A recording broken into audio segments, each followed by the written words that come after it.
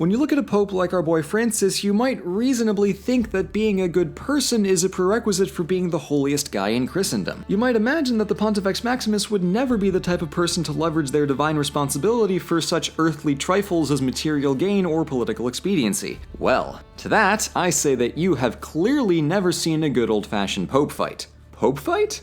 Yes, pope fight. So, for the next 9 minutes, allow me to take you back in time, to a simpler time, when the Western Roman Empire had disintegrated and the land around the city of Rome itself was governed by the only guy in town who had any semblance of power: the Pope.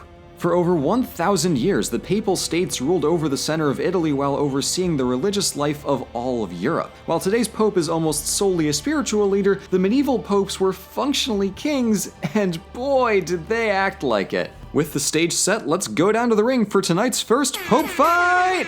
In one corner, he's lean, he's mean, he's 20 years old and became Pope through bribery and nepotism, it's Benedict IX!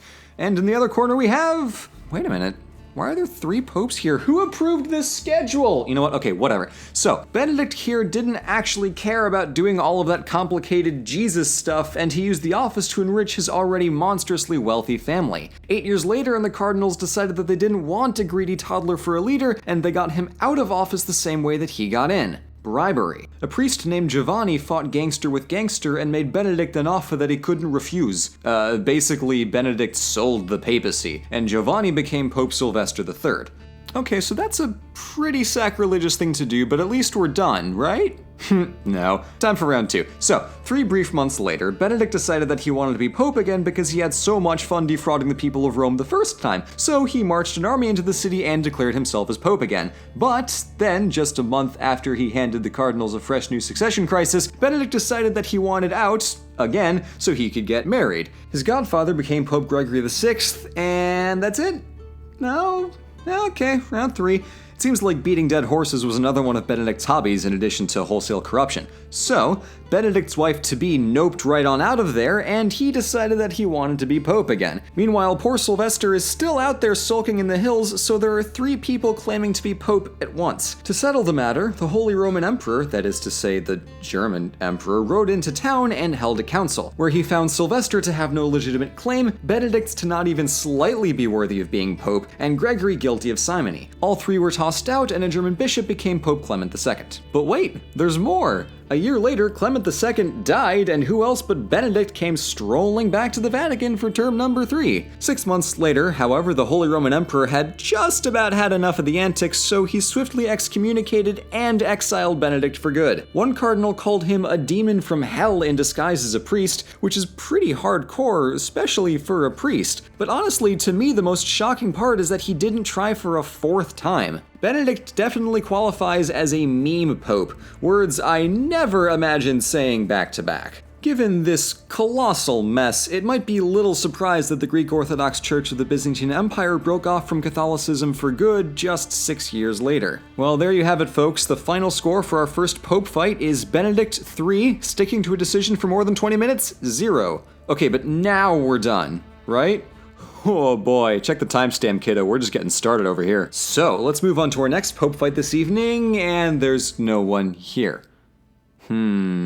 Well, see, to avoid the bribes, murders, and nepotism that had plagued the papacy for a few centuries in general, and the past few years in particular, they developed what we now know as the Papal Conclave, where popes are elected by secret ballot to ensure a peaceful transition of divine authority through what in theory would be a just and capable line of popes. So this worked out pretty well for a couple centuries, but in 1292, 2 warring factions of cardinals drew out the conclave from the usual couple weeks to 2 entire years. For 2 years, the Papal States were without its ruler, and Rome was a mess. In the confusion, a hermit monk wrote to the conclave, warning the cardinals that the almighty hand of God would dope smack the eternal salvation out of them if they kept screwing around all decade long. And, as it happened, the cardinals were so impressed that they elected him pope, marking possibly the only instance in which anyone was hired by telling their interviewers to go to hell. I mean, hey, if it works, it works. So this monk becomes Pope Celestine V, and he proceeds to do...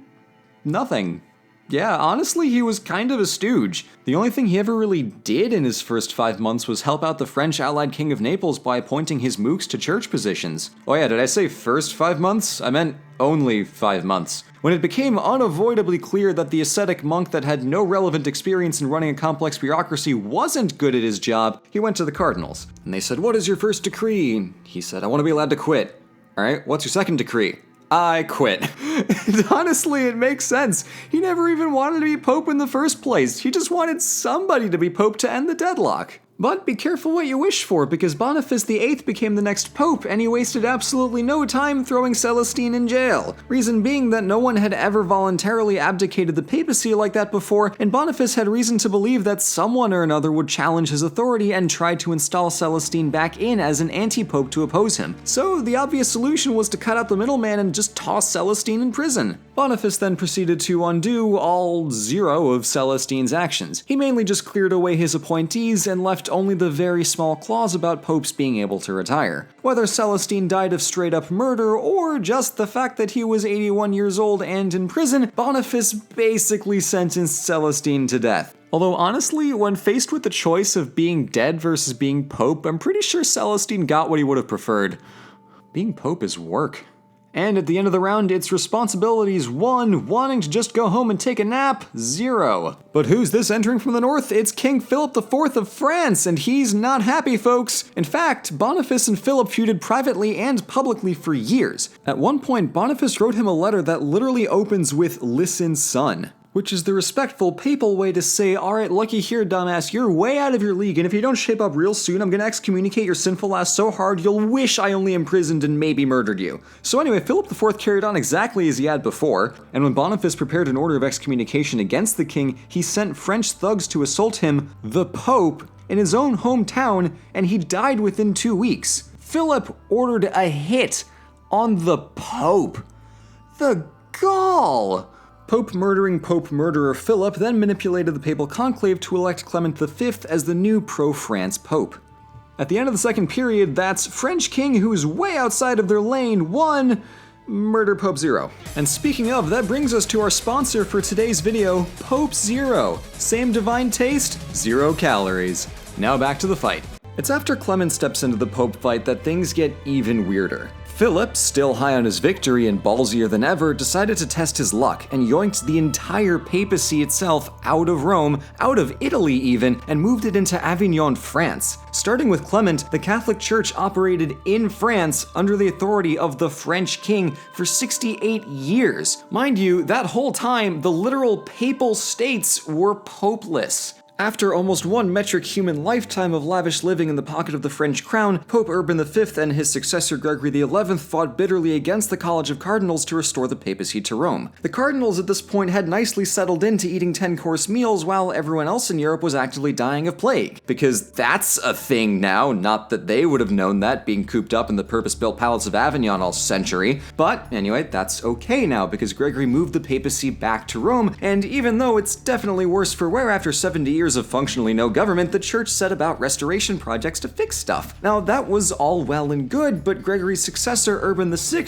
turned out to be, well, kind of insane. As soon as he became pope, he started locking up his opponents. You know, like a fascist. This was awkward because most of the cardinals were still French, so the obvious strategy for the half of the church leadership that didn't like Urban for obvious reasons was just to run off to France and elect Clement VII as their pope. Their argument was that the new Roman popes were an illegitimate offshoot of their rightful Avignon line. The Roman cardinals believed that independent of Urban VI's personal qualities, he was the rightfully selected pope. And at the end of round 4, our score is real Pope 1, faux Pope 1, but in French. So we've had popes retire to make way for new popes, we've had former popes contesting with current popes, we've even had murder popes and pope murderers, but now Christianity saw 2 entirely separate papacies in Italy and France, each believing that the other was a one-stop shop for every lawless heretic on earth. At this point, St. Peter's probably thinking, guys, what the hell? But Jesus is just omnisciently snacking on popcorn, loving every single minute of the drama. This, ladies and gentlemen, is no ordinary pope fight. No. This was a full-on pope war. Two entire papacies competed for nearly 40 years, branding the other as anti-popes. Needless to say, it didn't reflect especially well on the church when a pope is condemned as a heretic by a different pope. This went on for a while, and neither side budged, as you can imagine, but finally, cardinals from both sides met in an attempt to reconcile and succeeded in electing another anti-pope. I lost count of the rounds of this pope fight a while ago, but this is honestly getting ridiculous. The mess was mercifully concluded at the 4-year-long Council of Constance, where the second anti-pope was deposed, the Avignon anti-pope had his claim dismissed, the Roman actual pope resigned, and a new pope, Martin V, was elected by the combined council, and now we're done. Well, there were a few anti-popes tooling around for another couple decades, but nobody cared and it wasn't a problem. As far as European Christians were concerned, the seat of the church was permanently re-established in Rome, and all of the popes between then and 2013 served for life, the way God intended. That was the year Benedict XVI became the first pope in almost 600 years to voluntarily resign, and thankfully he did so without an accompanying pope fight. And let's take one last look at the scoreboard, folks. At the end of the 5th and final round for the evening, it's lasting dignity of the medieval Catholic Church, -7, that's 1 for each succession crisis, and meme capacity of the medieval Catholic Church, maximal. Whew, that's gotta hurt. All told, though the fighting did stop, papal mischief in general continued in various forms for another century. Between the moral depravity of the Borgia Pope Alexander VI, the Medici murder conspiracy abetting Pope Sixtus IV, and a lot of indulgences being sold to finance the Renaissance reconstruction of Rome serving as the final nail in a solid gold coffin 5 centuries in the making, it may be little surprise that Martin Luther famously said, quote, "Screw this, screw the church, I'll do it myself, don't at me." Harsh words. But still, as far as the complete abandonment of spiritual responsibility for material luxuries goes, you just can't beat a good pope fight. Finally, and this is basically irrelevant, but it is deeply important to me that you're aware Pope Francis has a rock album. Yes, the Pope has a rock album. Other Pope Zero, Pope Francis Infinity. Play it!